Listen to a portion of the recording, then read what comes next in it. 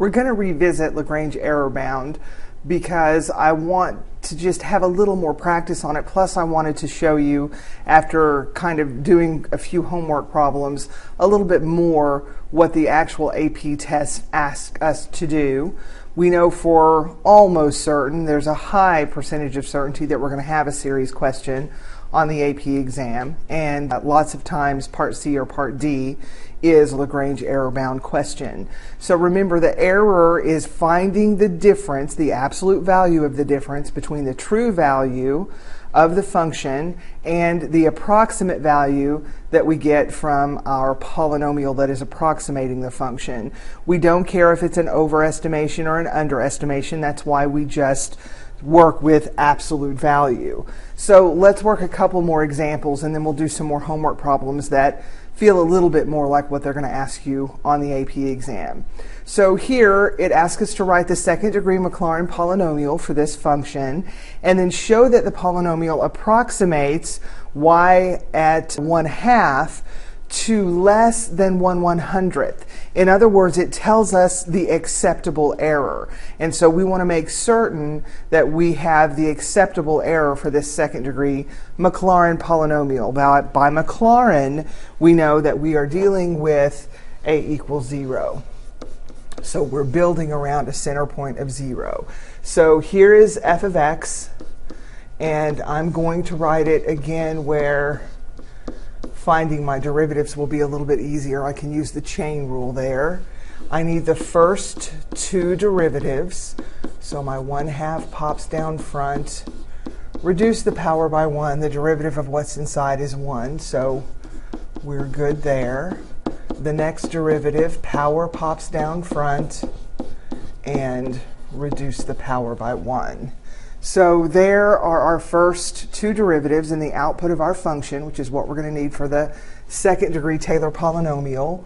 We will now evaluate all of those at our point of tangency. And we know when dealing with Maclaurin, the point of tangency is 0. So when I plug 1 in, I get the square root of 1, which is just 1.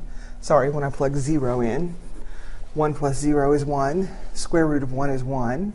So I have 1/2 times 1 over the square root of 1. So that's 1/2. And then I have negative 1/4 times 1 over the square root of 1 cubed. So again, that's just 1. So there are my coefficients. And so P sub 2 of x will be f of a, which is 1, plus 1/2 times the quantity x minus 0, minus 1/4 over 2 factorial times the quantity x minus 0 squared. So there is our second degree Taylor polynomial. We could clean it up and write that. And so now we want to use this polynomial to approximate the function at x equal 1/2. And again, I'm going to drop the decimals because I don't have a calculator here. And so it might be easier to plug that value in. So r sub 2, and I'm going to write it in x first, and write that I know I need my third derivative. That will be over 3 factorial times x cubed. That's the max the error can be, is the next term in the polynomial evaluated at some value c. So let's find our third derivative in x. I'm going to go back up here, actually here. And so I have a positive 3/8 times 1 plus x to the negative 5/2. So the third derivative in c, and it might be helpful here for me to actually write it in this way, because that highlights to me that c is in the denominator of a fraction. And so I'm actually going to want to go with the lowest value of c on our interval. Our interval is this case. A is 0, x is 1/2. So the interval in question looks like this. So I'm going to go with c equals 0. That's going to give me the smallest value in my denominator, which will give me the largest output value. So I have 3 over, and I'm going to write my 3 factorial down there, times 8 times 1 to the 5 halves, which is just 1. And, sorry, this is r sub 2 of 1/2. And then I'm going to plug in 1/2, which is 1 over 2 cubed. So the maximum that the error could be is that 3 is going to cancel with the 3 in 3 factorial and just leave me 2 factorial. So this would be 1 over 2 times 8 is 16 times 8. This is 8. That's where I'm getting that 8 from. And 16 times 8, this is where it gets difficult for me. We'll just go old school. That's 80 and 48 is 128. And I do need to, as one last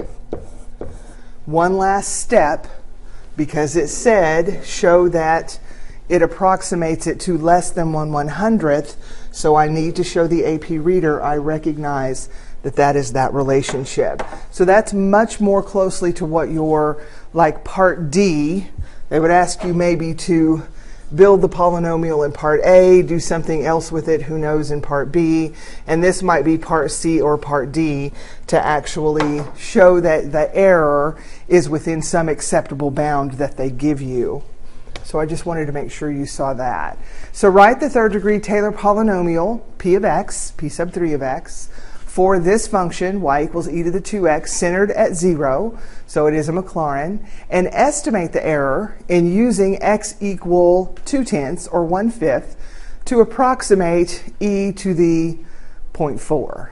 So first things first, let's build our polynomial. We need p sub 3 of x. So we need our function e to the 2x. We need the first 3 derivatives, and then we'll evaluate them at the point of tangency. Now this says centered at x equals 0, and you need to get used to that because that's how the AP test is going to state it. So don't get your A's and X's and all that confused in your head. For us, we're calling the point of tangency A. We're calling the point around which we are going to approximate it. We're calling that X. So don't get your A's and X's mixed up. Just kind of stay on top of it here. So let's find our first several derivatives. Let's evaluate everything at A.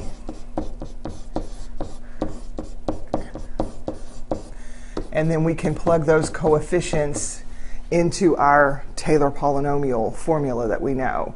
Remember, e to the 0 is 1. It's not 0. So we have 1, we have 2 times 1, 4 times 1, and 8 times 1. So there are our coefficients. So we have f of 0 plus f prime of 0 times x minus a plus f double prime over 2 factorial times x squared plus f triple prime over 3 factorial times x cubed. Again, we could clean this up. 1 plus 2x plus 2x squared plus 8/6 reduced to 4/3, so 4x cubed over 3. So there's the first part of it. And now we want to estimate the error. What is the error when x is 1/5? That is going to involve finding r sub 3 of x, which will be the fourth derivative evaluated at c over 4 factorial, and because we're centered at 0, times x to the fourth. So let's find our fourth derivative in x. That's 16e to the 2x. We need that fourth derivative at c. That's 16e to the 2 times c. We know e to the 2x is a strictly increasing function. We are interested in the interval from 0 to 1/5. We are not with c in the denominator of a fraction, so it appears that this needs to be our value for c. So r sub 3 of 1/5 is our fourth derivative at c over 4 factorial, and we plug in our x value. We could clean this up. We know that we want 16e to the 2 times 1/5 over, that's 24, times 1 over 5 to the fourth. This clearly is going to be a calculator active question. So there we have approximated, and what we would do at this point is we would get a decimal approximation. I'm not going to go ahead and do that in the video, but you're welcome to put that into your calculator. But hopefully you can see it's just the same process that we used before. And when I say process, when you encounter something like this, just follow through with the process. And when you get down to figuring out what value of c, remember everything that's involved there. And remember, what is just as important as anything is where c is going to wind up inside r sub n. If it's in the numerator, you want the biggest value. If it's in the denominator, you want the smallest value. If it is a function that has a maximum somewhere inside the interval between a and x, then you want that value. All right, so that finishes up these couple of examples. Come to class, and we'll work some more AP-type Lagrange error-bound problems.